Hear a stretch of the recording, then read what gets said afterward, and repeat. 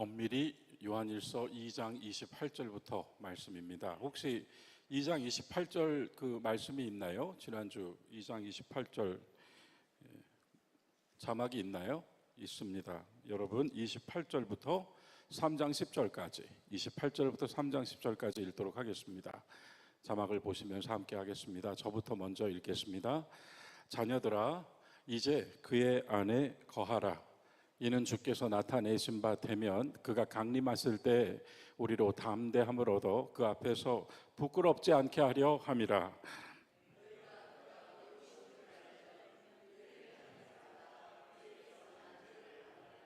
보라, 아버지께서 어떠한 사랑을 우리에게 베푸사 하나님의 자녀라 일컬음을 받게 하셨는가.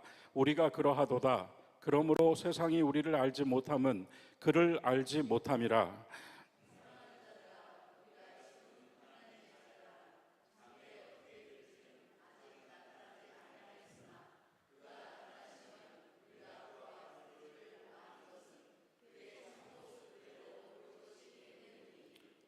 주를 향하여 이 소망을 가진 자마다 그의 깨끗하심과 같이 자기를 깨끗하게 하느니라.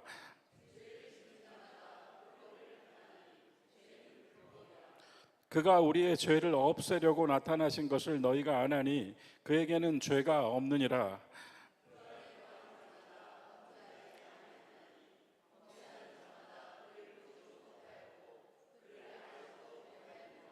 자녀들아, 아무도 너희를 미혹하지 못하게 하라. 의를 행하는 자는 그의 의로우심과 같이 의롭고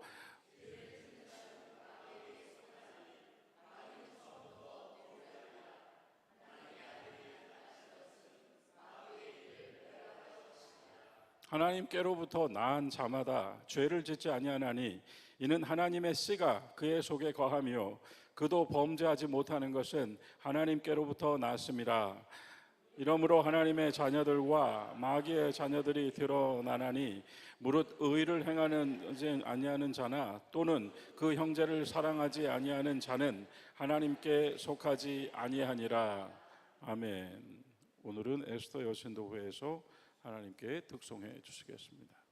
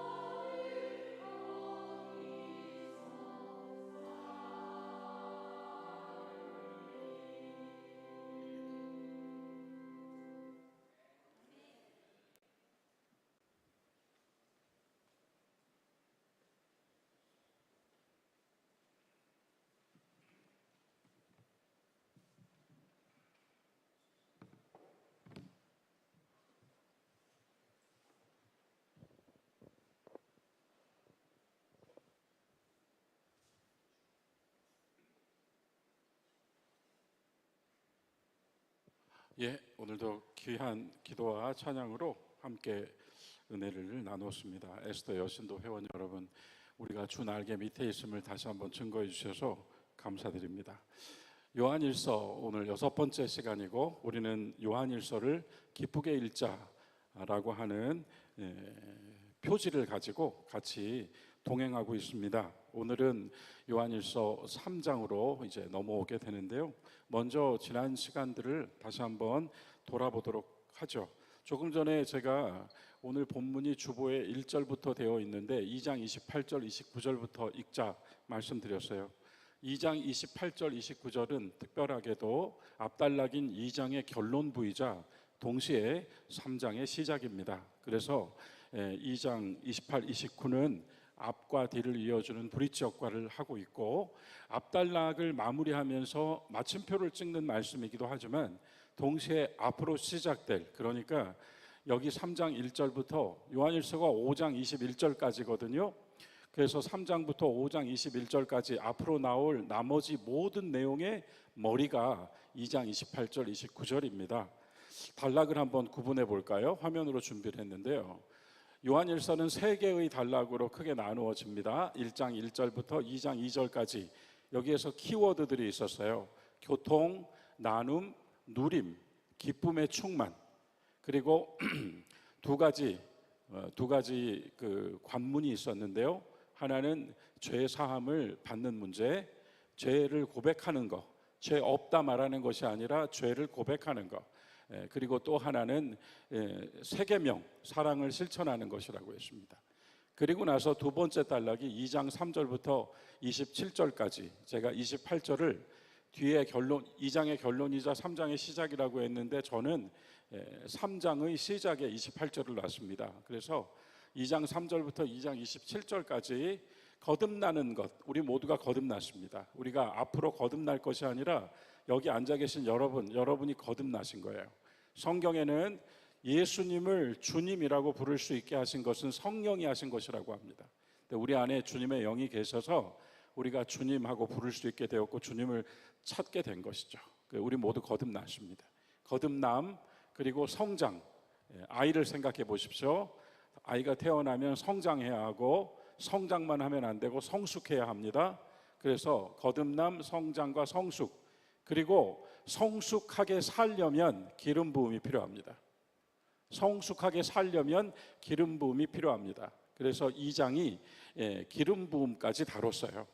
그리고 나서 2장 28절에서 자녀들아 하고 거듭난 모든 성도들을 향하여 주님께서 요한의 입을 통해 자녀들아, 내 아이들아 하고 부르면서 시작하는 겁니다.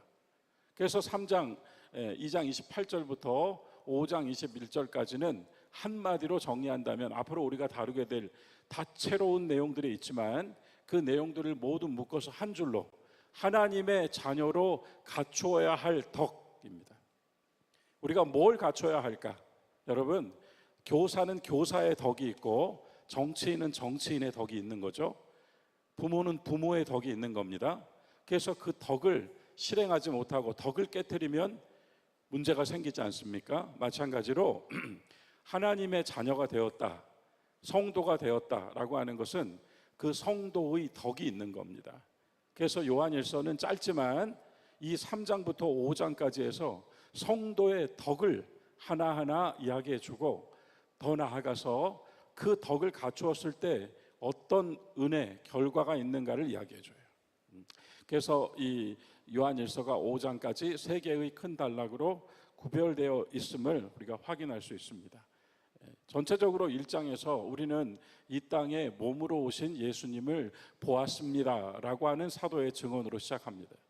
몸으로 오신 예수님을 보았습니다.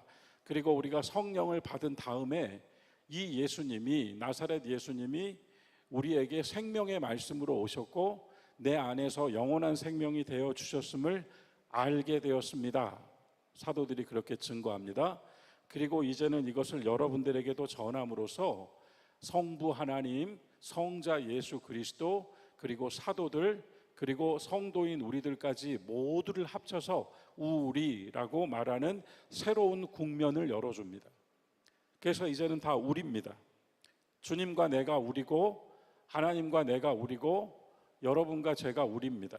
그래서 우리가 되어서 이제로부터 어떤 것을 이제 나누게 되는데 그 나눔과 그 교통이 우리 안에서 기쁨으로 충만해질 수 있기를 원한다는 이야기로 시작을 하는 거예요.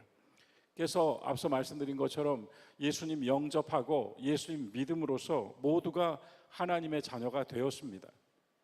우리 모두가 세상에서 이거보다 쉬운 것이 없어서 우리는 혹시 값없게 여길지 모르지만 작은 일 하나도 학원을 다녀야 하고 자격증 시험을 봐야 되는 세상살이 가운데 하나님의 자녀 되는 것만큼 편한 게 어디 있습니까? 믿고 의지하면 자녀가 된다고 하는데 너무 쉬워서 너무 어려워져 버렸습니다. 하나님의 자녀가 되는 것만큼 쉬운 길, 왜 이렇게 쉽게 하셨을까요, 여러분? 이것은 세상에서 존재하고 있는 계층이나 또는 어떤 것들의 차이와 구별을 다 극복해버린, 누구라도 모든 사람이 하나님의 자녀가 되길 원하시는 그분의 보편적 사랑이 여기에 담겨져 있는 거죠. 그래서 학원 다니고 자격증 시험 봐서가 아니라 믿고 영접함으로 주의 자녀가 됩니다. 여러분 모두가, 그리고 제가 주님의 자녀예요. 여기서 한 단계 업그레이드는 예수를 정말 믿어야 된다는 겁니다. 자녀가 됐다는 것은 알았지만 믿지를 못하거든요. 진짜 시험은 거기입니다, 여러분. 자녀가 되고 또한 거듭난 성도가 되는 것은 가장 쉽게 우리에게 허락해 주셨지만, 예수를 믿고 믿음의 능력을 얻고 삶 속에서 살아계신 주님을 체험하는 것은 한 단계 더 도약해야 되는 신앙의 싸움이 되게 하셨단 말이에요. 그래서 우리 모두가, 저는 정말 단언합니다. 예수를 진짜 믿으셔야 돼요. 왜냐하면 영적인 일들이 있습니다. 하나님의 영이 역사를 하십니다. 그리고 우리는 너무나 어리석어서 그 일이 우리의 인과관계 안에 있는 줄 알지만 실은 인과관계가 아니라 하나님이 다 알고 계시며 우리를 여러 모양으로 붙들어 가시는 일이었어요. 그것을 로마서는 합력하여 선이 되었다고 말하는 겁니다.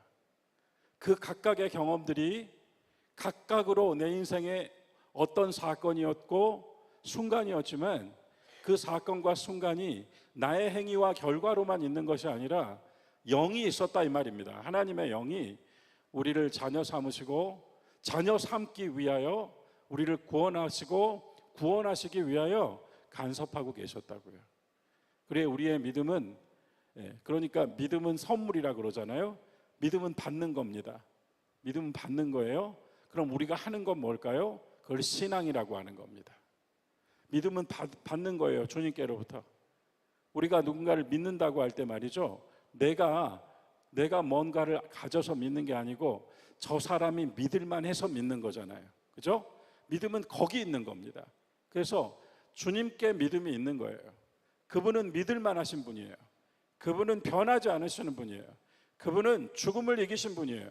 그분은 영원하신 분이에요. 그래서 믿는 겁니다. 그래서 믿음은 받는 거예요, 주님에게. 그리고 우리는 뭘 하는 겁니까? 신앙하는 겁니다. 그래서 엄밀히 믿음 생활이라는 말보다는 뭐가 맞죠? 신앙 생활이 맞는 거죠. 우리는 하나님을 믿고, 믿음을 받았으니까 믿고, 믿을 신자잖아요. 믿고 이제 우리는 하나님을 보거든요. 우러를 앙자잖아요. 그래서 신앙하는 겁니다. 여러분 다시 그렇게 돌아와서 하나님의 자녀가 되었습니다. 여러분 마음속으로 아멘하고 계실 줄 믿어요. 하나님의 자녀가 우리는 되었거든요. 그래서 이제 우리도 주님처럼 우리도 주의 아들, 딸, 하나님의 아들, 딸들이 되는 권세를 가지게 되었어요.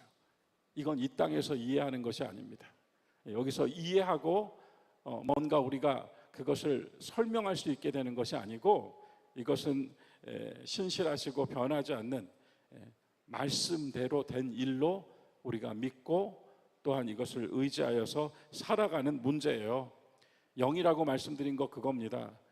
우리는 우리가 버티고 있는 줄 알지만 하나님이 버티고 있게 해주시는 것이고요. 우리가 우리 힘으로 돌파한 줄 알지만 하나님이 구멍을 내주신 거였어요. 그래서 이와 같이 신령한, 여기에 신령한이라는 말을 쓰겠습니다. 신령한 돌보심과 보호하심이 있는 겁니다. 다만 우리는 지금 그 일이 이루어지지 않았다고 해서 좌절하지 않고 낙심하지 않으며, 내 생각으로는 원인과 결과지만 하나님에게는 원인과 결과가 없어요. 절대만 있습니다. 그래서 원하시고 합당하시면 절대로 이루실 분이기 때문에 우리는 믿고 포기하지 않고 기도하는 겁니다. 바라고 소망하는 겁니다. 구하고 찾는 거예요. 여기에 신앙이 있습니다. 믿음은 받았고 신앙은 하는 겁니다. 여러분, 여기서 이 말씀 하나 볼까요? 베드로전서 1장 5절. 이것도 제가 자막으로 준비했지요. 함께 읽어볼까요? 1장 5절 시작. 너희는 말세에 나타내기로 예비하신 구원을 얻기 위하여 믿음으로 말미암아 하나님의 능력으로 보호하심을 받았느니라. 이 말씀대로거든요. 지금 이 말씀의 적용입니다. 우리의 삶은 이 말씀이 적용된 삶을 살고 있어요. 믿음으로 말미암아, 믿음을 통하여 하나님의 능력으로 보호하심을 받고 있습니다. 두 개의 관문 이야기는 많이 강조했기 때문에 두 개의 관문의 첫 번째는 뭐였죠? 그럼 우리가 이 하나님의 자녀가 되어서 정말 이 믿음의 능력을 가지고 잘 신앙하며 살고자 할 때 반드시 통과해야 되는 두 개의 문 중에 첫 번째 문은 우리의 죄를 자백하고 하나님께 주 앞에서 죄 문제를 해결하는 겁니다. 하나님 앞에 있는 죄 문제를 해결하는 거예요, 여러분. 그래서 이 죄의 고백과 용서의 선언은 하나님 앞에서 이루어지는 일이지 내 눈앞에서 이루어지는 일이 아니에요. 주께서 아신다, 이것입니다. 그래서 반드시 이 문을 통과하자. 이 문을 통과하자. 제가 지난 주일 일부 예배 때 그랬죠. 나는 착하게 살았는데 왜 죄인이라고 말하게 하는가? 그렇다고 해서 착하게 살고 의롭게 살았다고 해서 인간의 운명과 우리에게 끊임없이 찾아오는 여러 시련을 당신은 겪지 않으셨나요? 당신에게는 당신 힘으로 버틸 수 있는 능력이 있다고 생각하십니까? 우리 모두가 죄에 대하여서는 더 말할 것도 없고요, 우리 힘으로는 절대로 안 된다는 것을 알아차렸을 때 주님을 찾을 수밖에 없습니다. 그리고 계속 오늘 말씀에서도 범죄 그러는데, 여러분, 형사 범죄를 말하는 게 아닙니다. 그게 아니라 하나님 앞에의 죄에, 하나님 앞에서의 죄를 말하는 겁니다. 전제를 좀 할게요. 죄를 고백함으로 주 앞에서 제 문제를 해결함. 두 번째 관문은 세 계명을 따라 의와 사랑을 실천하는 것. 이 두 가지가 관문이었어요. 그래서 세 계명이 뭐라 그랬죠? 우리가 행할 때 세 계명이라 그랬습니다. 새 노래가 뭐라 그랬죠? 오늘 우리가 아까 좀 낯서셨죠? 오늘 부르신 찬송이. 그런데 좋지 않으셨습니까? 예수 말씀하시기를 힘있고 좋잖아요. 우리 오늘 이 찬송을 새 노래로 부른 겁니다. 우리가 부를 때 새 노래입니다. 우리가 그것을 부르지 않고 있으면 전에 있던 노래입니다. 그러나 지금 우리가 부르면 새 노래예요. 여러분이 지금 사랑하시면 그것이 새 계명입니다.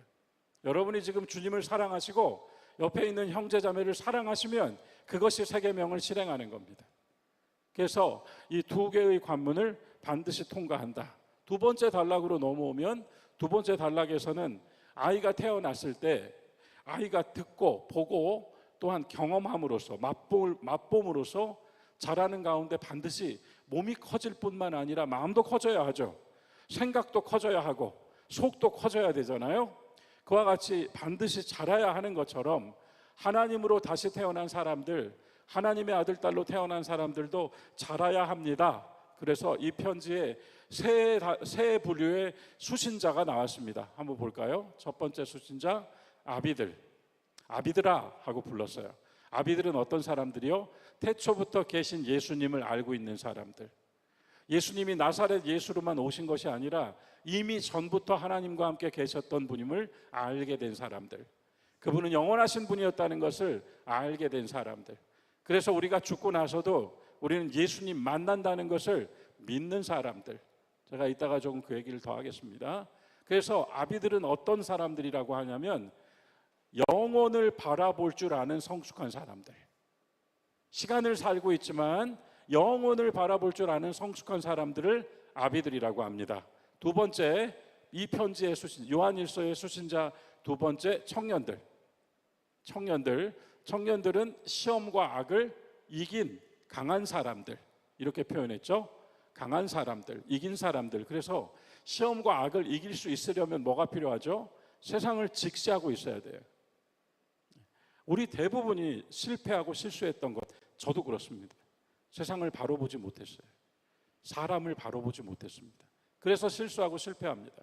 그러나 이렇게 똑바로 응시하고 세계가 어떠한 곳인지, 또한 사람이 어떤 존재인지에 대한, 또는 내 삶이 무엇인지에 대한 자기 인식을 가지게 된 사람들, 그래야 이길 수 있는 거죠. 다른 말들 갖다 붙일 수 있지만 이 정도면 될 것 같아요. 그래서 청년은 누구인가? 나이가 청년이 아니라 이길 수 있는 강한 사람들이 청년들이라 이 말입니다. 세 번째, 이 편지의 수신자들, 아이들이죠. 아이들, 아버지를 아는 사람들이라고 쓰여 있습니다. 아버지를 알았다. 이제 내 아버지가 누군지를 알았다. 영원하신 아버지가 누군지를 알았다. 그러니까 하나님을 알게 된 사람들이죠. 하나님을 알았다는 건 자기를 바로 보게 되었다는 겁니다. 그래서 이 세 부류의 사람들을 편지의 수신자로 부르고 있어요. 이걸 다 합쳐서 나의 자녀들아 하는 겁니다. 다 합쳐서 통으로는 나의 자녀들이요. 그래서 제가 지난 시간에 그랬죠. 아이가 가르쳐주지 않았는데도 구르고 뒤집고 일어나고 걷고 뜁니다. 아이가 가르쳐주지 않았는데 배고파서 울고 배부르다고 잡니다. 이러한 것들이 바로 인간의 생명이죠. 그래서 여러분, 제가 지난 시간에 엉뚱한 얘기했잖아요. 물고기한테 날개 달아준다고 물고기가 날아오르겠는가? 새한테 부레를 달아준다고 새가 물속으로 뛰어들겠는가? 새는 나는 생명이고 물고기는 수영하는 생명입니다. 인간은 또한 인간의 생명이 있는 거죠. 이건 누가 가르쳐 주는 게 아닙니다. 이 인간 생명의 가장 깊은 곳에 뭐가 있죠? 양심이 있습니다. 양심은 배워서 얻은 게 아니에요. 양심은 영적인 겁니다, 여러분. 그래서 인간의 생명, 이 인간의 생명이 인간됨을 만들어 나가는 것이죠. 그 성숙하고 성장하고 성숙함으로써 인간이 되어가는 것, 이게 잘하는 거 아니에요? 그와 같이 하나님의 자녀들도 성숙하고 성장해서 잘할 수 있도록 그 안에 늘 담아주시는 게 있는데, 그게 뭔가 하면 기름 부음이라고 했습니다. 기름 부음. 그래서 우리가 기름 부음이라는 말을 요한일서 2장이 제일 많이 다루고 있다, 제가 말씀드렸죠. 제일 많이 다루고 있다. 출애굽기 20장에 보면 이 기름 부음이 나와요. 그런데 그 출애굽기 20장에 나오는 기름 부음이 뭐냐면, 이게 똑같이 컵 아닙니까? 이 컵인데 말이죠. 이 컵이 길바닥에서 누가 마시고 있으면 길에서 그냥 그가 사용하는 머그컵이죠. 근데 이 컵에다가 우리가 성만찬 포도주를 담았다고 해봅시다. 그럼 이 컵이 뭐가 되죠? 제가 번쩍 들어올리면서 주님의 보혈입니다, 그럴 거 아니에요? 그와 같이 기름 부음이라는 건 구약에서는 그것을 성별하여 하나님만 쓰시는 것으로 바꿔놓는 게 기름 부음이에요. 그런데 이것이 신약으로 넘어오면은 하나님의 사람으로 만들어 가시는 것이 기름 부음이에요. 그래서 기름 부음이 요한 1서에서 제일 많이 설명하고 있는데, 어떻게 연결을 했는지 우리가 한번 읽어봐도 괜찮을 것 같아요. 여러분 성경 한번 보시겠습니까? 요한 1서 2장 20절. 혹시 자막이 있나요? 요한 1서 2장 20절? 있습니다. 자, 기름 부음에 대해서 우리 마스터합시다. 구약 성경은 아까 제가 확실하게 말씀드렸어요. 기름 부음이 이게 그냥 먹는 머그컵이 아니라 주님의 보혈입니다가 되는 거, 하나님만 쓰시는 거예요, 그거는. 그래서 그거를 저기 다른 어떤 종파에서는 이거 뭐라 그러죠? 축성한다 그래요. 축성. 우리 그런 말 안 쓰죠. 우린 그런 말 안 씁니다. 거룩하게 구별입니다. 구별. 그래서 여러분이 성도라고 불리는 것도 마찬가지예요, 여러분. 출애굽기 20장입니다. 하나님을 위해 사는 사람으로 구별하신 거예요. 그런데 신약으로 넘어오면 이제 이렇게 되는 겁니다. 하나님의 사람으로 살 수 있도록 2장 20절 같이 요한일서는 기쁘게 읽는 겁니다. 우리 함께 읽어보겠습니다. 너희는 거룩하신 자에게서 기름 부음을 받고 모든 것을 아느니라. 예, 이건 생명의 문제라는 겁니다. 아이가 배고픈 걸 알듯이 여러분과 제가 하나님 뜻에 맞게 살고 싶다, 하나님의 마음을 합당하게 살고 싶다, 하나님의 기쁨이 되어 살고 싶다, 더 나아가서 여러분 영원히 살고 싶다, 이거 모두 이미 알고 있는 거예요. 무엇으로? 기름 부음 받아서. 2장 21절 계속 읽겠습니다. 21절 함께 읽읍시다. 내가 너희에게 쓰는 것은 너희가 진리를 알지 못하기 때문이 아니라 알기 때문이요 또 모든 거짓은 진리에서 나지 않기 때문이라. 자, 여기서 이제 이게 포인트입니다. 신약에서는 기름 부음이 진리와 연결돼요. 그래서 여러분과 제가 어떻게 기름 부음을 계속 받냐면, 제가 강조합니다. 기름 부음은 계속될 것이다. 오늘도 지금 기름 부음 받고 계시는 거예요. 어떻게요? 신약이 증거한 거, 예수 그리스도 이래 기름 부음은 진리로.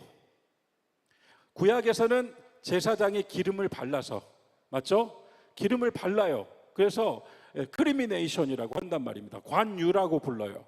구약에서는 여기에다가 제사장이 기름을 뿌린단 말입니다. 그래서 이걸 축성한다고요. 하지만 신약은 이제 그게 아니라 여러분과 제 속으로 진리를 넣어주셔서 그 진리로 기름 부음을 갖게 하시는 거예요.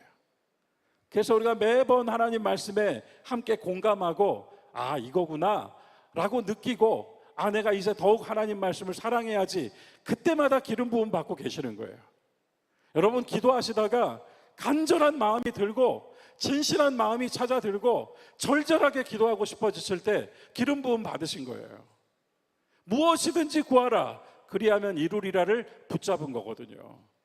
너희가 어느 때이든지 내 이름으로 기도하는 날이 올 것이다, 이루어진 거거든요. 기름 부음입니다. 그래서 기름 부음이 엄청 중요해요, 요한일서에서는. 그래서 2장 21절에서 20절 21절에서 기름 부음, 교회에서만 쓰는 말이잖아요. 이제 우리가 그걸 그렇게 교회 안에 용어로만 가지는 게 아니라, 여러분 세상살이도 마찬가지 아니에요? 아는 것이 힘이잖아요. 신앙생활 마찬가지입니다. 진리로 기름 부음을 끊임없이 받아야만 되는 거예요. 안 그러면 우리는 본성상 금방 잊어버리고 금방 길을 이탈하며 금방 내가 편한 방법으로 하게 돼요. 제가 종종 얘기를 드리는데 활 쏘잖아요. 그런데 이 활의 장력과 시위의 장력을 같이 싸워야 되거든요, 제 몸이.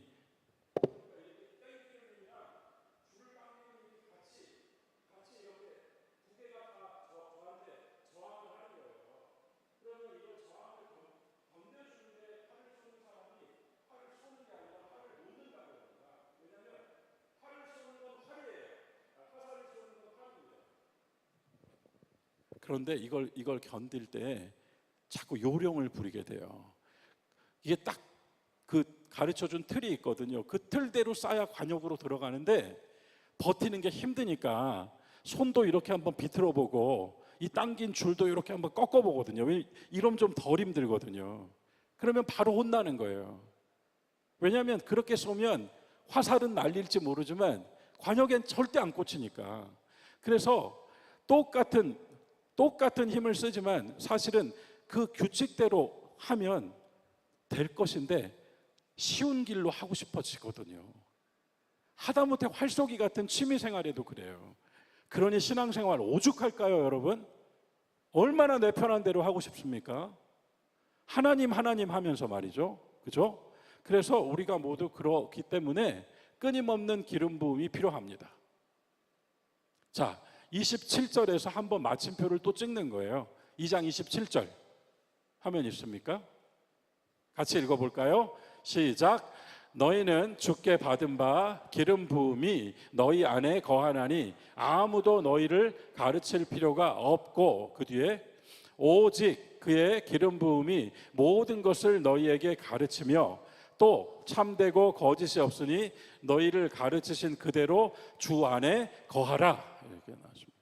그래서 여기서 가르칠 필요가 없다는 게 설교 듣지 말고 성경 공부하지 말라는 얘기가 아니고요, 태어난 본디 생명이 알고 있는 것이라는 거예요. 알고 있는 것이라는 겁니다, 여러분. 교회를 나오시든 나오시지 않든 하나님이 두려운 거예요.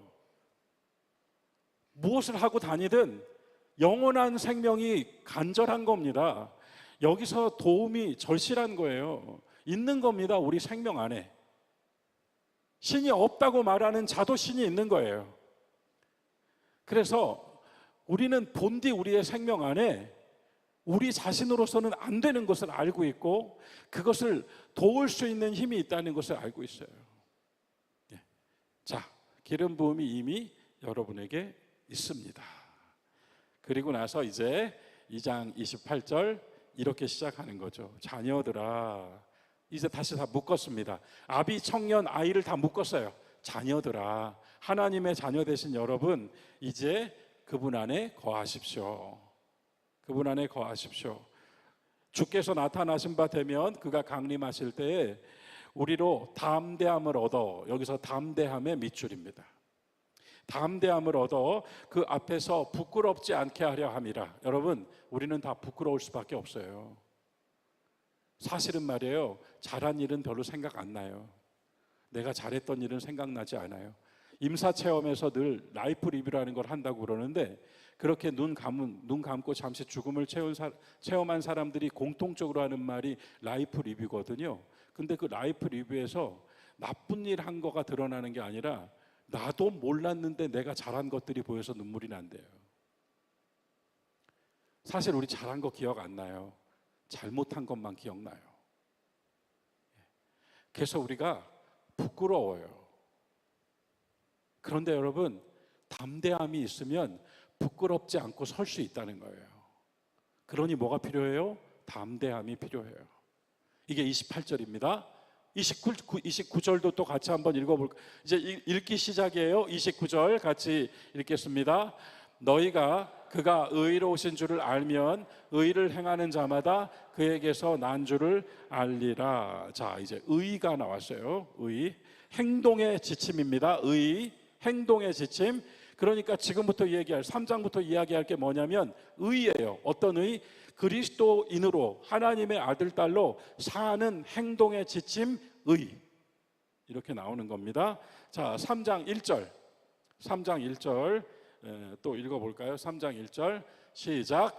보라, 아버지께서 어떠한 사랑을 우리에게 베푸사 하나님의 자녀라 일컬음을 받게 하셨는가. 제가 지금까지 한 얘기죠. 다 들으셨어요. 지금 이걸 다 듣고 이걸 읽으신 겁니다. 우리는 하나님의 자녀다. 우리는 거듭났다. 우리는 날마다 기름 부음 받고 산다.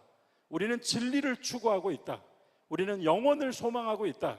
우리는 하나님의 아들 딸이다. 이걸 가지고 3장 1절을 지금 읽었습니다. 화면 한번 볼까요? 하나님의 자녀들에게 두 가지 권면이 이 본문에서 우리에게 나타나고요. 더 나아가서 또한 성경 전체로도, 신약 성경 전체로도 여러분과 저에게 하나님의 자녀가 되고 땡이 아니라 두 가지가 여러분과 저에게 반드시 필요합니다. 담대하라. 찾았습니다. 첫째로 담대하라. 여러분 담대하십시오. 이렇게 권했습니다. 지금 봤죠? 28절 읽었잖아요. 담대하게. 부끄럽습니다. 우리는. 그러나 담대하게. 담대하라. 담대하라는 말을 지난 주일에도 말씀드렸어요. 지난 주일에 뭐라고 말씀드렸냐면 담대한 게 돈키호테가 되는 게 아니고 정직하고 진실하게 살아가는 힘이에요. 그럼 정직하고 진실하게 살아갈 때 담대할 수 있어요. 그러면 그 정직하고 진실하게 살아가는 것은 타인과 세상 앞에 섭니다. 그런데 성경이 지금 말하고 있는 것은 여러분 하나님 앞에서 담대하라예요. 제 문제를 해결하고 하나님 앞에서 담대하라. 두 번째 함께 읽어볼까요? 시작. 소망의 자랑을 가지라. 소망 가지라. 소망 가지라. 첫째 담대하라. 두 번째 소망을 가지라. 이거 두 가지를 우리에게 요구했습니다. 이거 두 가지를. 그 다음 화면 올려주실래요? 책무도 있습니다. 책무, 여러분과 저에게 주어진 책무가 있어요. 그게 뭔가 하면 화목하고 화평하라. 예수님 팔복에서 화평케 하는 자들에게 주시는 복이 뭐예요? 하나님의 아들이라 일컬음을 받을 것이요. 하나님 원하시는 것 평화입니다. 우리가 서로 평화하고 교회가 평화하고 세상이 평화하고 이 나라가 평화하게 하는 거예요. 예. 그래서 여러분 이 권명과 책무를 좀 가지고 이야기해 볼 수 있을 것 같아요. 탕자가 집으로 돌아오는 길에 아버지가 나한테 달려오니까 탕자가 어떻게 했습니까? 어떻게 했습니까? 아버지한테 어떻게 했어요? 와락 안겼죠? 안겼습니다, 여러분. 그 집의 종이 주인인 아버지에게 안길 수 있겠습니까? 못 안기겠죠? 오직 아들만이 안길 수 있죠. 종은 주인을 사랑합니까? 두려워합니까? 두려워하겠죠. 그러나 아들은 아버지를 두려워합니까? 사랑합니다. 이 차이를 우리가 가지고 와야 된다는 거예요. 하나님의 자녀가 되었다는 건 더 이상 하나님이 두려운 분이 아니라는 거예요. 이게 담대하라입니다. 이해가 되셨습니까? 우리는 아직도 노예의 사슬에 묶여 있어서 우리 마음 안에 있는 여러 가지 것들이 하나님 보는 걸 두려워하게 만들어요. 그러나 성도로 거듭난 사람들은 하나님을 두려워하는 대상이 아니라 집 떠났다 돌아오는 탕자처럼 아버지 품에 와락 안기는 아들이 되는 겁니다. 종은 두려워합니다. 하지만 아들은 경외합니다. 그래서 하나님의 자녀가 되었기 때문에 담대하라고 하는 겁니다, 여러분. 마음 공부하라는 거 아닙니다. 심지를 곧게 뭔가 다져보라는 거 아니에요. 뭔가 훈련과 수련을 거치라는 거 아닙니다. 어디 바위산에 들어가서 며칠 수행하라는 거 아니에요. 여러분 마음속에서 당신은 아직도 종입니까? 아들입니까? 라고 물은 겁니다. 나는 이제 하나님의 아들입니다. 그러므로 나는 하나님을 두려우신 분으로 보는 것이 아니라 경외합니다. 그분을 사랑합니다. 그분에게 안길 것입니다. 아파도 안기고 기뻐도 안길 것입니다. 이렇게 바뀌는 거예요. 이게 담대하라입니다. 이해되셨죠? 이해 안 되셨습니까?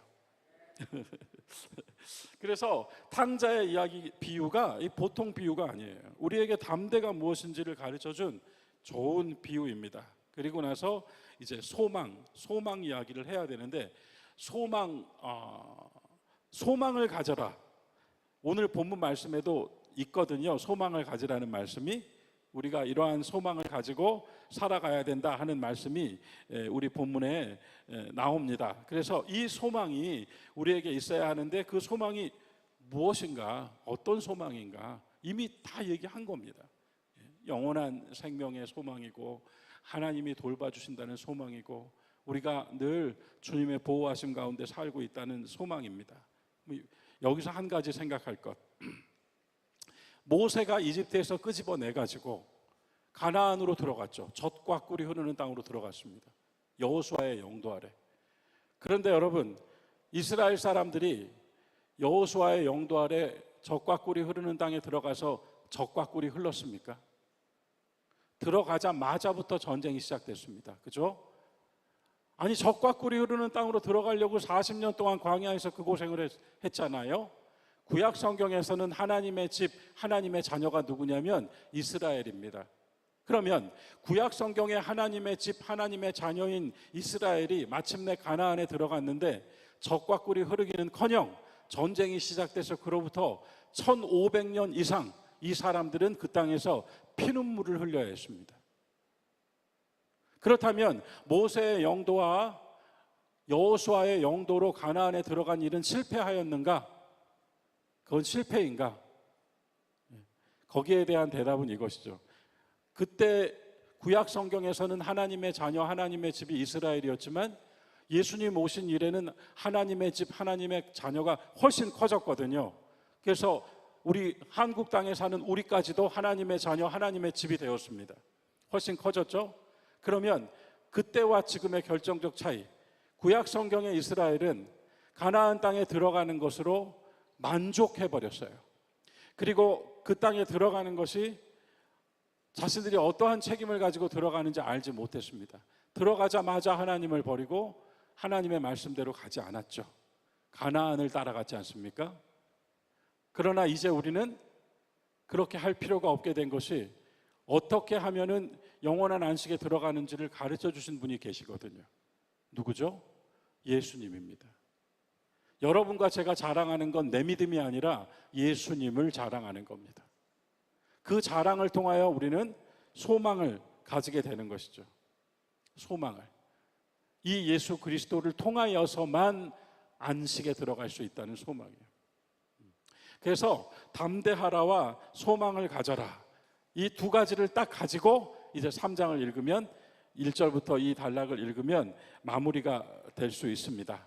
앞으로 나는 이렇게 살리라를 계속 요한일서에서 봐야 되기 때문에 그 정도로 먼저 3장 1절부터 10절이 그런 내용들을 가지고 있다는 거 먼저 정리해 놓고 마지막으로 특별한 것만 보여드릴게요. 화면으로 준비했습니다. 맨 마지막에 요한일서의 특별한 구분 1. 자, 요한일서 3장 1절부터 10절 이 본문이 가지고 있는 아주 특별한 구도 1, 3장 3절과 3장 7절입니다. 보이시죠? 우리 같이 3장 3절 크게 읽어보겠습니다. 주를 향하여 이 소망을 가진 자마다 그의 깨끗하심과 같이 자기를 깨끗하게 하느니라. 소망 나왔습니다. 이 소망이 어떤 소망? 영원한 안식에, 가나안이 안식인 줄 알았지만 거기가 아니었다고요. 영원한 안식에 들어갈, 영원한 나라에 들어갈 이 소망을 가진 자마다 그분의 깨끗하심과 같이 자기를 깨끗하게 합니다. 미덕 나왔죠? 하나님의 자녀로 사는 삶이 나왔습니다. 3장 7절, 이 10절 1절부터 10절 짧은 본문 안에 두 가지가 나왔어요. 3장 7절도 같이 읽어보겠습니다. 자녀들아, 아무도 너희를 미혹하지 못하게 하라. 의를 행하는 자는 그의 의로우심과 같이 의롭고, 또 하나가 나왔죠. 여기서 다 기준이 뭡니까? 예수님. 그래서 그의 깨끗하심과 같이 나도 깨끗해지려고 노력하고, 그분의 의로우심과 같이 나도 의롭게 살려고 노력하는 게 주의 자녀입니다. 이게 구도 1, 3장 1절부터 10절이 가지고 보여주는 특별한 구도 1, 구도 2 있습니다. 2. 그 다음 화면.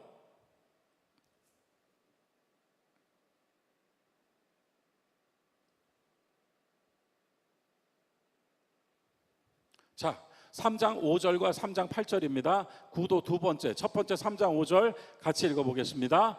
그가 우리 죄를 없애려고 나타나신 것을 너희가 아나니 그에게는 죄가 없느니라. 자, 주님 왜 오셨다고 설명합니까? 첫 번째, 우리들의 죄를 없게 해주시려고. 이게 첫 번째입니다.